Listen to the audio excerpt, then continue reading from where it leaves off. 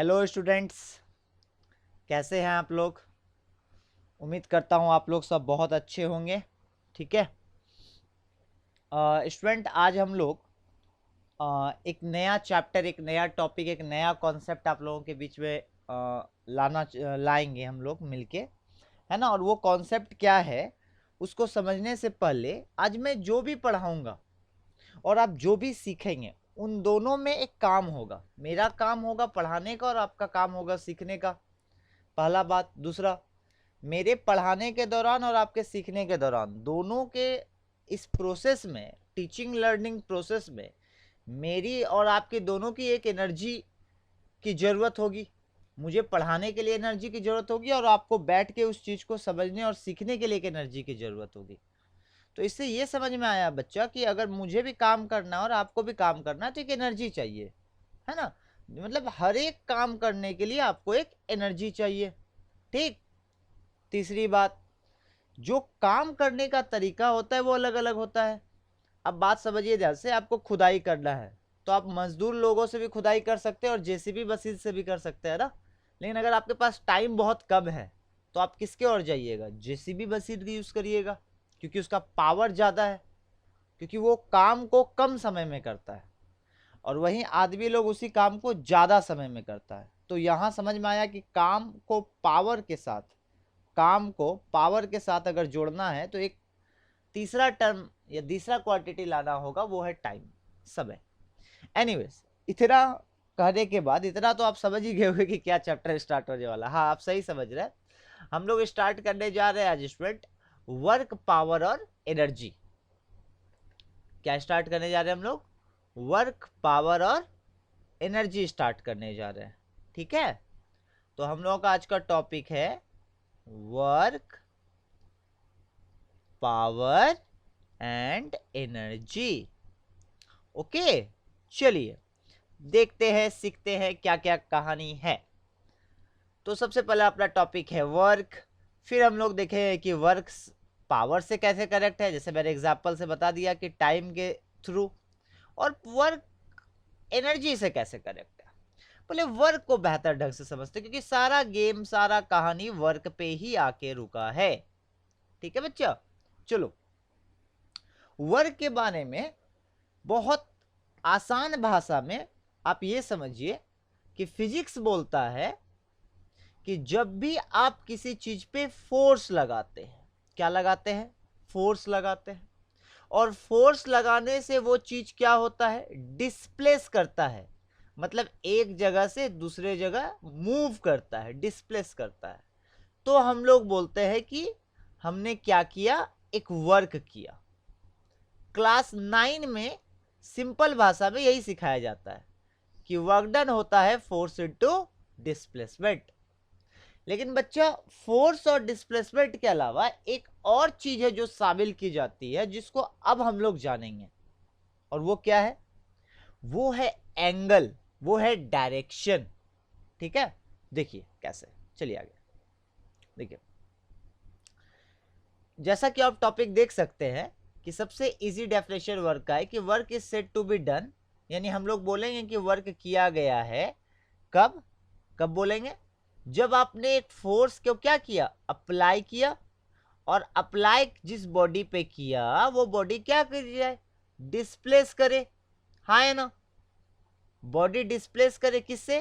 Throw a certain distance, कुछ दूरी से। किस डायरेक्शन में? इन दी डायरेक्शन ऑफ फोर्स। तो यहां पे ये जो वर्ड है बच्चा, कौन सा वर्ड है? कौन सा वर्ड? ये जो इन दी डायरेक्शन ऑफ फोर्स है, इसको हम लोग अंडरलाइन करेंगे। सारा कहानी यही है कि हम लोगों का जो फोर्स लग रहा है, ठीक है, उसी डायरेक्शन में बॉडी अगर डिस्प्लेस हुआ तो हम लोग बोलेंगे कि हम लोगों ने एक वर्क किया। ठीक, ठीक है। इसको आप ऐसे समझिए, ऐसे समझते हैं हम लोग कि देखिए,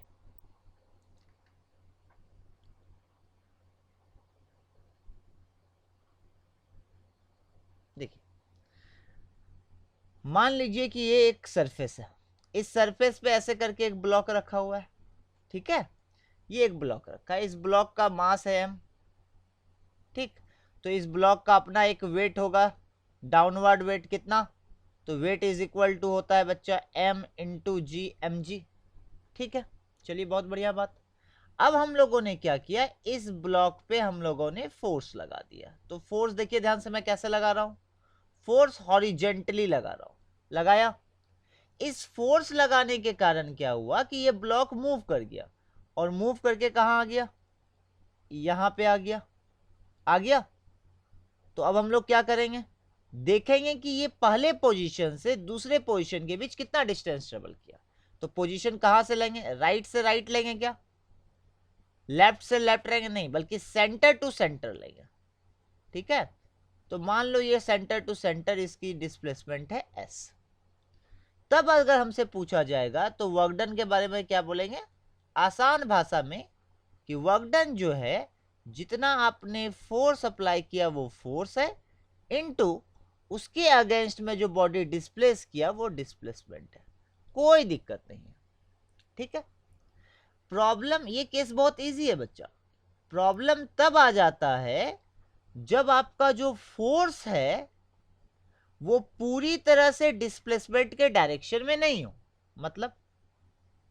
मतलब आप ऐसे समझो कि यहां पे एक ब्लॉक रखा है ना, आपको फोर्स लगाया आपने कुछ ऐसे इनक्लाइंड, फोर्स किधर लगाया, ऐसे इनक्लाइंड लगाया, और ये ब्लॉक अभी भी मूव किया उसी तरह से, ऐसे गया।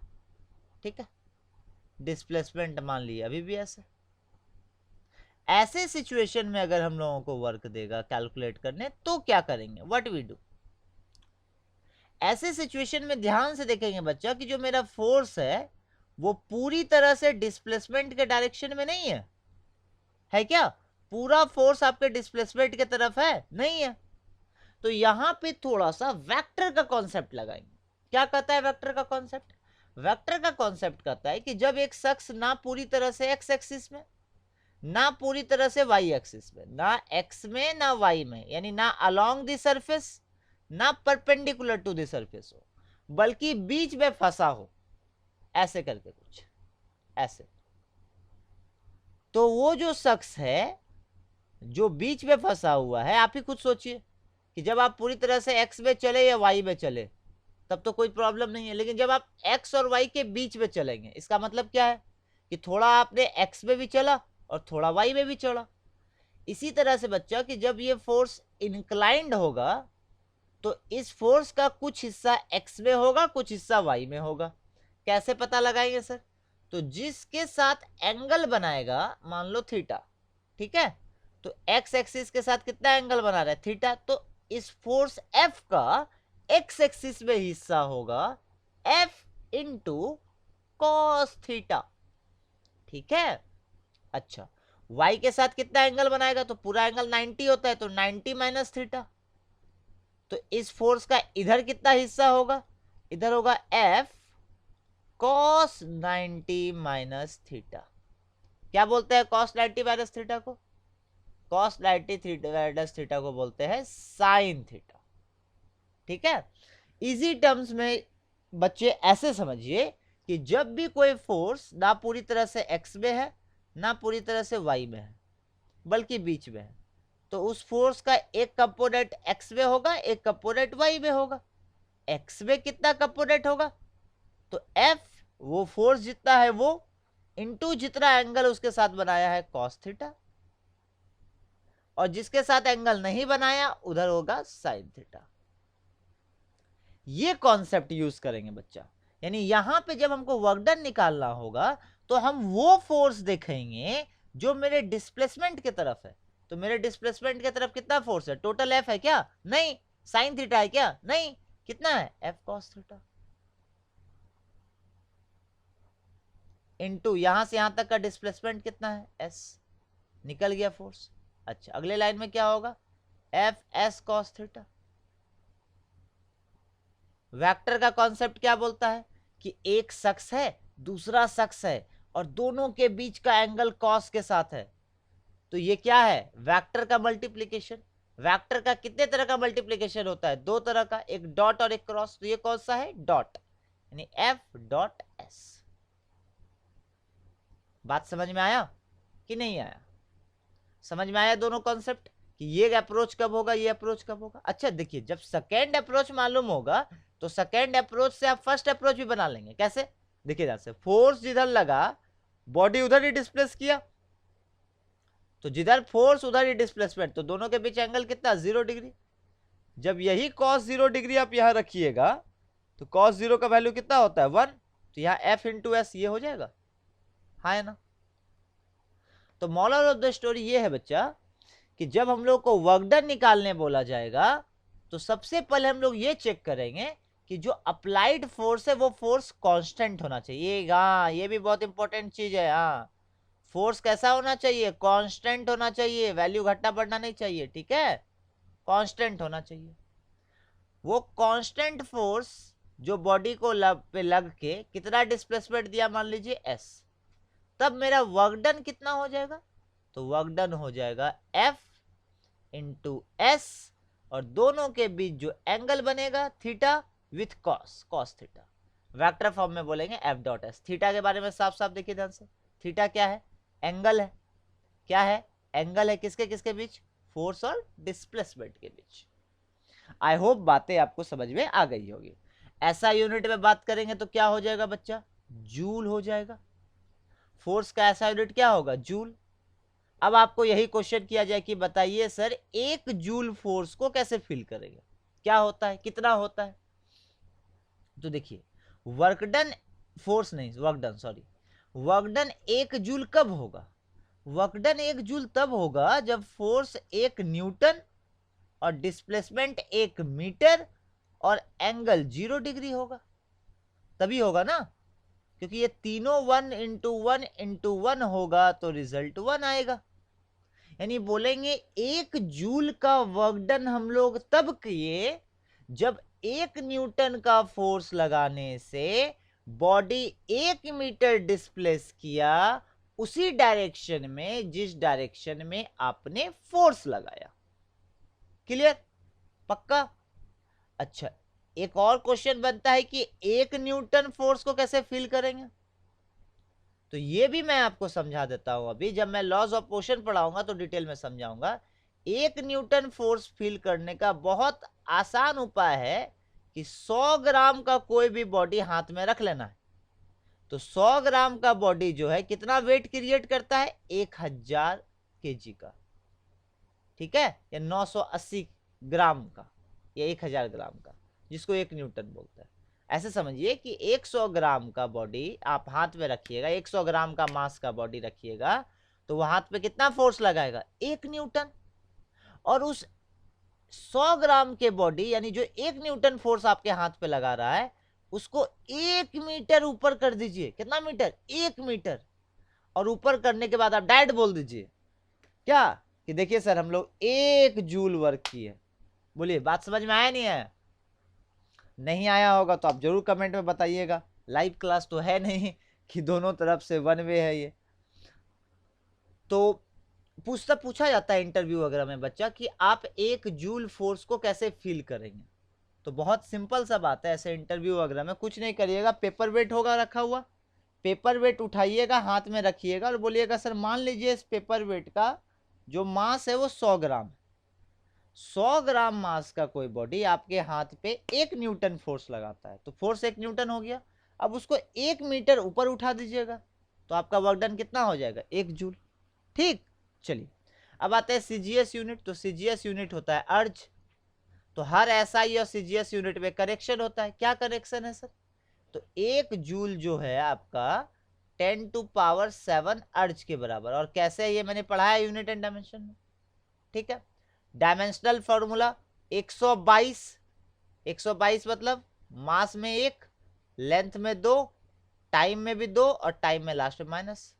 ये डायमेंशनल फॉर्मूला हो गया, ठीक है बच्चा। ओके, विदाउट वेस्टिंग टाइम अब हम लोग आगे आ जाते हैं और वो है nature of work done. Work done का नेचर क्या होता है, कैसा कैसा वर्क डन होता है। बहुत सिंपल है बच्चा, जैसा कि आप देख पा रहे हैं कि वर्क डन जो है वो 2 वेक्टर के डॉट प्रोडक्ट करने से आ रहा है। और 2 वेक्टर का डॉट प्रोडक्ट कैसा प्रोडक्ट कहलाता है, स्केलर प्रोडक्ट। कैसा, स्केलर, वेक्टर प्रोडक्ट नहीं कहलाता, स्केलर प्रोडक्ट कहलाता है। और स्केलर प्रोडक्ट अगर है यानी कौन सा राशि हो गया ये, हाँ स्केलर क्वांटिटी हो गया ना, और स्केलर क्वांटिटी डायरेक्शन पे डिपेंड नहीं करता। ये भी बात याद रखिए कि स्केलर वर्क डन कैसा क्वांटिटी है, स्केलर क्वांटिटी है, स्केलर क्वांटिटी है, कोई डायरेक्शन नहीं होता। और जिसके पास कोई डायरेक्शन नहीं होता उसके पास सिर्फ मैग्नीट्यूड होता है, वैल्यू होता है। और वैल्यू तीन तरह का होता है, पॉजिटिव, नेगेटिव, जीरो। तो अब यही देखेंगे पॉजिटिव वर्क कब होगा, नेगेटिव वर्क कब होगा और जीरो वर्क कब होगा। देखिए बहुत सिंपल सा चीज है। क्या सिंपल सा चीज है सर? आपका जो फॉर्मूला है वो एफ एस कॉस थीटा है, राइट। देखिए ये फोर्स है, ये तो एक वेक्टर है, नेगेटिव का मतलब डायरेक्शन अपोजिट होना होता है और कुछ नहीं। तो इसको आप पॉजिटिव मान के चलिए, डिस्प्लेसमेंट को भी आप पॉजिटिव मान के चलिए। तो अगर आपका वर्क डन पॉजिटिव है या नेगेटिव है या जीरो, तो उसमें सारा बदमाशी कॉस का है। अगर कॉस अपना वैल्यू पॉजिटिव रखेगा तो वर्क डन पॉजिटिव होगा, कॉस अपना वैल्यू नेगेटिव करेगा वर्क डन नेगेटिव होगा, कॉस अपना वैल्यू जीरो कर लेगा वर्क डन जीरो हो जाएगा। ठीक है। अच्छा तो अब सवाल है कि कॉस कब पॉजिटिव होगा। तो आपको मालूम है चार क्वाड्रेंट्स होते हैं, ऑल, साइन, टेन, कॉस। तो जब तक फर्स्ट क्वाड्रेंट में एंगल होगा यानी फोर्स और डिस्प्लेसमेंट के बीच का एंगल फर्स्ट क्वाड्रेंट यानी 0 डिग्री से ज्यादा और 90 डिग्री से कम यानी एक्यूट एंगल होगा थीटा, तब तक वर्क आपका क्या होगा, पॉजिटिव। देखिए ध्यान से यहां लिखा है पॉजिटिव वर्क का मतलब है थीटा 90 से छोटा होगा तो पॉजिटिव होगा, है ना। एग्जाम्पल के लिए कोई भी बॉडी को जब आप ड्रॉप करते हैं नीचे तो उसका वेट किधर लगता है, वेट भी तो एक फोर्स है ना, किधर लगता है बताइए, नीचे लगता है ना, हाँ है ना। चलिए डिस्प्लेस भी किधर करता है, नीचे करता है ना। तो जिधर फोर्स लगा उधर ही डिस्प्लेस किया तो दोनों के बीच का एंगल कितना हो गया, 0 डिग्री। कॉस 0 डिग्री का वैल्यू कितना होता है, +1, तो पॉजिटिव वर्क हुआ। देखिए ध्यान से इसमें सारी बातें लिखी है कि जब थीटा 0 होगा तो पॉजिटिव वर्क होगा, और वो भी मैक्सिमम होगा, पॉजिटिव तो बड़ा होता ही है नेगेटिव और जीरो से। ठीक है, एग्जाम्पल यहाँ आपका दिया हुआ है, फिगर यहाँ दिया हुआ है। चलिए आगे चलते हैं। अब आता है नेगेटिव वर्क। नेगेटिव कब होगा, जब कॉस का वैल्यू नेगेटिव होगा। कॉस का वैल्यू नेगेटिव किस में होता है, सेकंड क्वाड्रेंट। सेकंड क्वाड्रेंट मतलब 90 से एंगल ज्यादा हो जाना चाहिए बच्चा, और 180 से कम यानी ऑब्ट्यूज एंगल 90 से ज्यादा। तो वर्क डन क्या होगा, नेगेटिव। इसका एग्जाम्पल क्या होगा बताइए, तो क्या होगा एग्जाम्पल। फ्रिक्शन फोर्स जो वर्क डन करता है वो हमेशा नेगेटिव करता है, क्यों।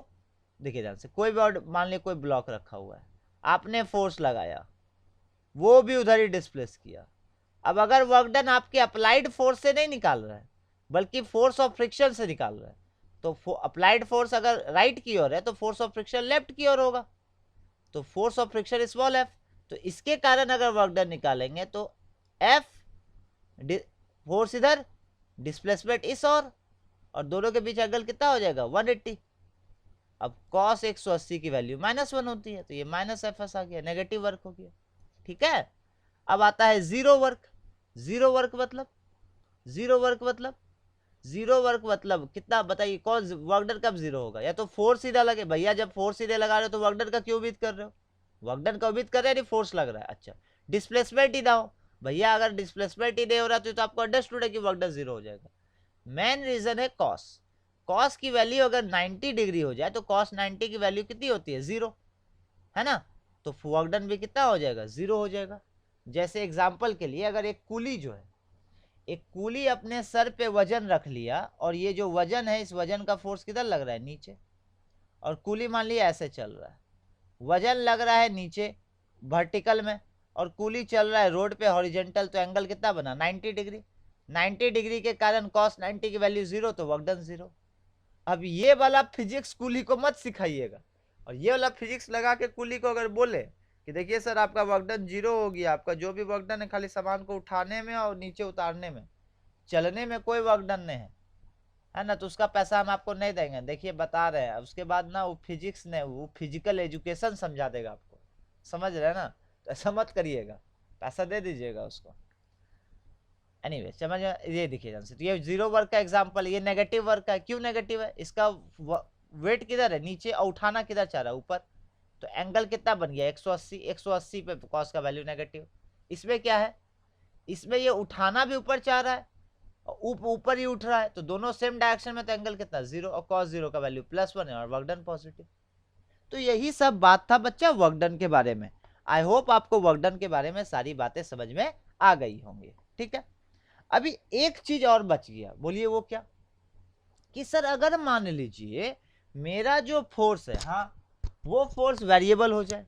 फोर्स कैसा हो जाए? वेरिएबल हो जाए। मतलब मान लीजिए उसको कन्याकुमारी से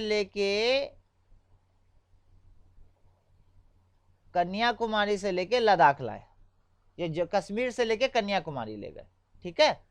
अब उस दौरान वो अपना अलग अलग रूप दिखाया, कभी बढ़ गया, घट गया, बढ़ गया, घट गया, तो हम कैसे वर्क डन निकालेंगे पूरा डिस्प्लेसमेंट के लिए? तो यही अगला टॉपिक है बच्चा, कि जब मेरा फोर्स वेरिएबल हो जाएगा, कैसा हो जाएगा? वेरिएबल हो जाएगा, यानी बदलू हो जाएगा, दल बदलू, बार बार बदलता रहेगा, तो हम लोग वर्क डन कैसे निकालेंगे? ठीक है, देखिए इसको समझाता हूं मैं। इसको समझाने के लिए क्या है कि हम लोग इस पीपीटी से बाहर आते हैं। पहले रुकिए, देखिए, तो हम लोग पहले अपना अपना हेडिंग बना लेते हैं। क्या हेडिंग बना लेते हैं? Work done by variable force. ठीक है, देखिए, तो जब वेरिएबल फोर्स के कारण वर्क डन निकालना होगा, वेरिएबल फोर्स के कारण वर्क डन निकालना होगा, तो क्या करेंगे?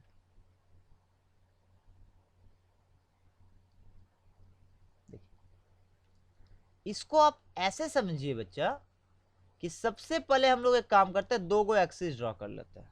ठीक है, दो एक्सिस ड्रॉ करते हैं।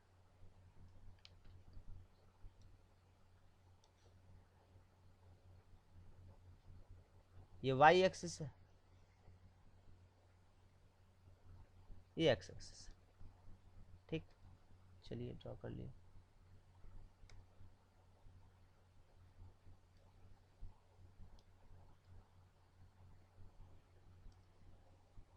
सॉरी, ये एक्स एक्सिस है और ये वाई एक्सिस है।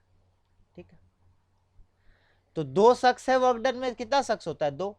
तो एक फोर्स महाशय को हम लोग रख दिए वाई में, और डिस्प्लेसमेंट साहब को रख दिए एक्स में, रख दिए। चलिए, अब बॉडी को डिस्प्लेस करना कहां से स्टार्ट किया? मान लीजिए एक्स आई से, इनिशियल पोजीशन बोलते हैं इसको, एक्स मतलब पोजीशन, और कहां तक मूव करके लाए? फाइनल पोजीशन एक्स एफ तक। ठीक है, एक्स आई पे जो फोर्स लग रहा था, यानी जब वो इनिशियल पोजीशन पे था, तो फोर्स हम मान लिए लगा रहे थे कुछ ये मार्क कर दीजिए यहाँ पे। ठीक है, और एक्सेप्ट तक लाते लाते मेरा फोर्स हो गया ज्यादा, ये मार्क कर दीजिए यहाँ तक।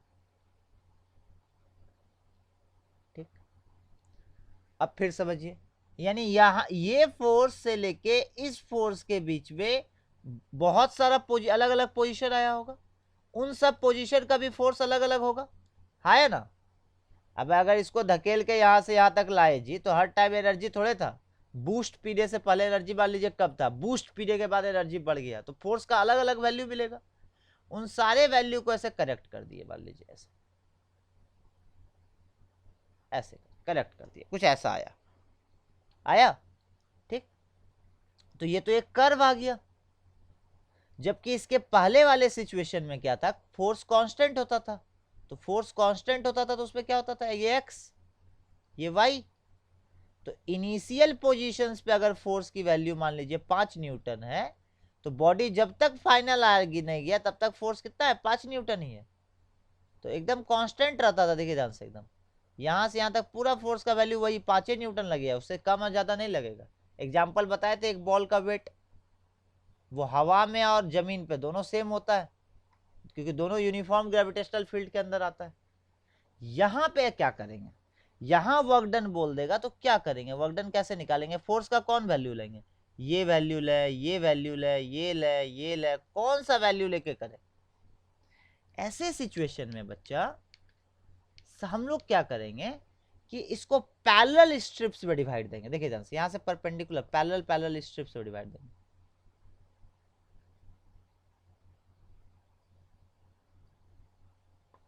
ऐसे करके छोटे छोटे पैरेलल स्ट्रिप्स।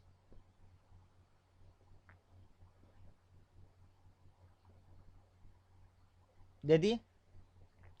अब क्या करेंगे, अब हम लोग परपेंडिकुलर गिराएंगे। देखिए कैसे, यहां से ऐसे परपेंडिकुलर, यहां से ऐसे, ये लगभग लगभग है ही परपेंडिकुलर, ये भी परपेंडिकुलर है। इसमें ऐसे गिरा देंगे, इसमें ऐसे गिराएंगे, ऐसे गिराएंगे, ऐसे गिराएंगे, ऐसे गिराएंगे।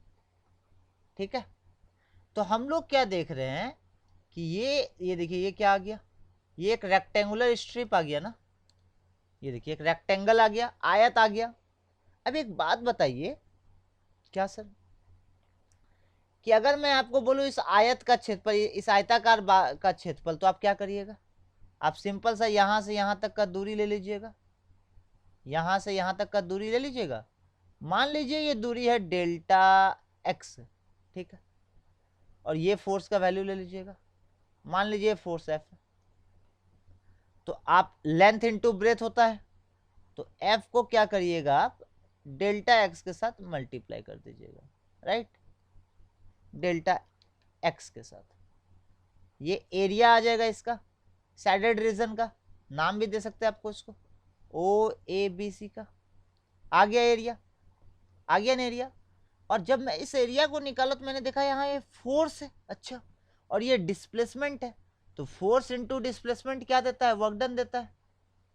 यानी ये छोटे से डिस्प्लेसमेंट डेल्टा एक्स के लिए हमको इतना वर्क करना पड़ा, एफ इंटू डेल्टा एक्स।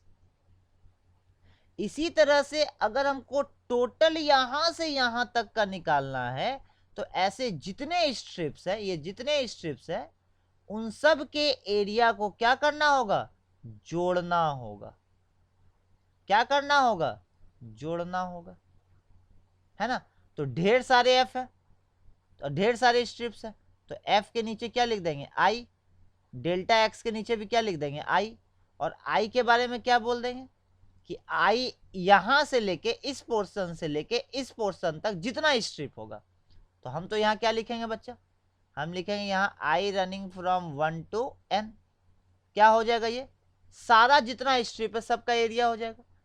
और जब सबका एरिया हो जाएगा, इसका भी एरिया, इसका भी, इसका भी, तो force into displacement total work done नहीं आ जाएगा। ये एक तरीका है क्या करने का, वर्क डन निकालने का। लेकिन अब मैं ये बोलता हूं कि मान लो ये डेल्टा एक्स बहुत स्मॉल होता और छोटा हो जाता, यानी if delta x tends to 0, एकदम छोटा, टेंड्स टू 0, लिमिट में आप पढ़े होंगे, तब क्या होता। तो डेल्टा एक्स बहुत छोटा है, तो डेल्टा एक्स की जगह क्या होता, और छोटा होने के लिए उसको किससे दिखाते हैं, डी एक्स से, और यहाँ एफ होता, फोर्स होता, एफ इंटू डी एक्स। तो यानी ये स्ट्रिप भी बहुत सारे पार्ट्स में डिवाइड हो जाता है, ये स्ट्रिप भी, ये स्ट्रिप्स भी बहुत सारे पार्ट्स में डिवाइड हो जाता है, बहुत सारा पार्ट्स में, समझ रहे बात को, बहुत सारा पार्ट्स में। तो एक एक करके सबका एरिया निकालते हैं, तो ऐसे ऐसे करके जो जो n की संख्या थी, वो n की संख्या तो बहुत ज्यादा हो जाती, जो n मिल रहा था स्ट्रिप्स, वो ढेर सारा स्ट्रिप, इन्फिनाइट स्ट्रिप्स मिलता। तो ऐसे इन्फिनाइट चीजों को समेशन ऐड कर पाना पॉसिबल है नहीं, तो क्या यूज करेंगे, इंटीग्रेशन। हम लोग जानते हैं कि जब बहुत सारी चीजों को ऐड करना हो तो समेशन काम नहीं करता है, फिर कौन काम करता है, इंटीग्रेशन। तो इंटीग्रेट कर देंगे कहां से कहां तक, फ्रॉम इनिशियल पोजीशन xi से लेके फाइनल पोजीशन xf तक, तब निकल जाएगा total work done. I hope बच्चा आप लोगों को ये बात समझ में आ रहा होगा, है ना। देखिए अब आते हैं हम आप लोग नोट्स पे, आइए पीपीटी पे, देखिए ध्यान से, यही चीज किया, क्या बोला गया कि जब आपको वर्क डन निकालना है, क्या निकालना है, वर्क डन निकालना है वेरिएबल फोर्स के कारण, तो आप क्या करिए, तब आप कौन सा मेथड यूज करिए, इंटीग्रेशन। कौन सा मेथड, इंटीग्रेशन। कैसे इंटीग्रेशन, आप भूल जाइए कि टोटल वर्क निकालना है, समझे बच्चा। आप पहले छोटा सा वर्क निकालिए, छोटा वर्क को किसे दिखाते हैं, डीडब्ल्यू से। छोटा वर्क में डिस्प्लेसमेंट भी छोटा, तो उसको dx बोल दीजिए या ds बोल दीजिए, s बोल दीजिए। और फोर्स के मानिए, अच्छा छोटा सा डिस्प्लेसमेंट के लिए फोर्स भी कांस्टेंट रहेगा, उसको एफ मान लीजिए, एफ डी एस कर दीजिए। छोटा सा वर्क डन आ गया, और छोटा को बड़ा करता कौन है, इंटीग्रेट कर दीजिए। कहां से कहां तक, तो जहां से बॉडी को डिस्प्लेस कर रहे हैं ए, जहां तक कर रहे हैं वहां तक बी। ओके, तो ये ए डॉट बी का formula F dot D S का क्या हो जाएगा, F D S cos theta, ये तो हम लोग जानते हैं। हाँ, तो यही सिखाना था बच्चा कि वेरिएबल फोर्स होगा तो आप इंटीग्रेशन का मदद लीजिएगा, और कांस्टेंट फोर्स होगा तो आप मल्टीप्लाई सिंपली कर दीजिएगा, ठीक है। बाकी ये देखिए रेक्टेंगुलर कंपोनेंट में भी समझाएं कि अगर एक फोर्स वेक्टर फॉर्म में तो कैसे होगा, उस फोर्स का कुछ हिस्सा एक्स में होगा तो एफ एक्स, आई कैप किसका डायरेक्शन दिखाता है, एक्स एक्सिस का, जे कैप किसका डायरेक्शन दिखाता है, वाई एक्सिस का, के कैप किसका डायरेक्शन दिखाता है, जेड एक्सिस का। तो ऐसे करके रिप्रेजेंट कर दिए। इसी तरह डिस्प्लेसमेंट को ऐसे रिप्रेजेंट कर दिए, डॉट प्रोडक्ट कर लिए। जब आप इंटीग्रेट करेंगे तो एक्स का अलग करेंगे, वाई का अलग करेंगे, जेड का अलग करेंगे। आई डॉट आई कितना होता है 1, तो एफ इंटू डी एक्स यहाँ आ गया। जे डॉट जे कितना होता है 1, तो f y into d y यहाँ आ गया। के डॉट के कितना होता है 1, तो F Z into D Z यहाँ आ गया। ठीक है बच्चा, ओके। आई होप सारी बातें आपको समझ में आ रही होगी। ये कुछ इंपॉर्टेंट पॉइंट्स है, इन पॉइंट्स को आप पढ़ सकते हैं। ठीक, तो मैं एक क्विक अगर रिवीजन करा दूं आपको, तो क्विक रिवीजन ये बोलता है कि हम लोगों ने आज पढ़ा है वर्क। ठीक है सर, वर्क में सबसे पहले क्या होता है, क्यों वर्क कैलकुलेट करेंगे, क्यों वर्क को पढ़ेंगे, क्योंकि बिना वर्क को समझे फिजिक्स और नेचर को समझ पाना बड़ा मुश्किल है। क्योंकि हर तरफ हम लोग डेली लाइफ में वर्क कर रहे हैं, मशीन अपना वर्क कर रहा है, भगवान भी अपना काम कर रहा है, अगर आप उसमें यकीन मानते हैं तो हर कोई अपना काम कर रहा है ना। तो हमको मशीनरी एक्शंस के लिए वर्क को कैलकुलेट करना बहुत जरूरी। ठीक, तो सबसे पहले वर्क समझ में आया क्या है। वर्क होता है किसी फोर्स लगने के कारण, अप्लाई होने के कारण जो बॉडी में डिस्प्लेसमेंट आता है, ठीक है, तो इस फोर्स और डिस्प्लेसमेंट के कॉम्बिनेशन को कैलकुलेट करता है वर्क। इसमें कैलकुलेट करने के लिए, कैलकुलेट करने का ट्रिक क्या है, सबसे पहले देखेंगे फोर्स साहब जो है वो क्या है। फोर्स अगर कांस्टेंट है तब इजी, बल्ले बल्ले, और फोर्स अगर वेरिएबल है तो थोड़ा सा मुश्किल है। ठीक है, अब फोर्स कांस्टेंट है तो क्या होगा, फिर ये दो केस बन जाएगा। कैसे कैसे, अगर आपका फोर्स पूरी तरह से उसी डायरेक्शन में है जिस डायरेक्शन में बॉडी डिस्प्लेस किया, मतलब वो पूरा का पूरा फोर्स अब बॉडी को डिस्प्लेस करा और कोई काम उस फोर्स का था ही नहीं, तो वर्क डन बहुत आसानी से निकल जाएगा। डायरेक्ट आप फोर्स को डिस्प्लेसमेंट से मल्टीप्लाई कर दीजिएगा।